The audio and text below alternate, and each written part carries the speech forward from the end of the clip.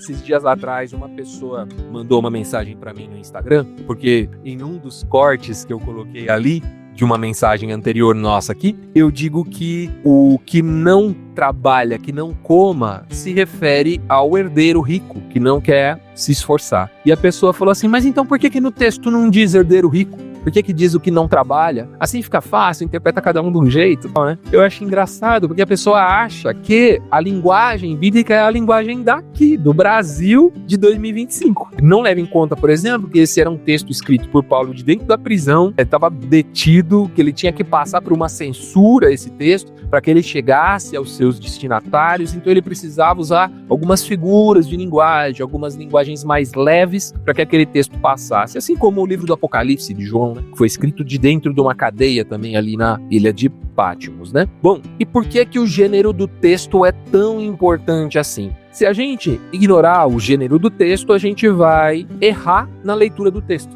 A gente vai ler o texto do jeito errado. Em outras palavras, quando a gente lê a Bíblia de uma forma incorreta, a gente distorce o sentido do texto e, por consequência, a gente distorce a mensagem de Deus. Isso é muito sério, né? Por exemplo, se eu ler uma poesia como se fosse lei, você já pensou? Se eu pegar um texto de Salmos, o Salmo 137, por exemplo, o salmista clama por vingança contra os inimigos de Israel, né? Muita gente lê isso como uma autorização a agir de modo vingativo, mas o texto de Salmos não é um texto de lei. O texto de Salmo é um texto poético, é um texto que é o coração sendo colocado para fora, é o sentimento sendo exposto. E não é o que autoriza ou desautoriza algum tipo de comportamento, certo?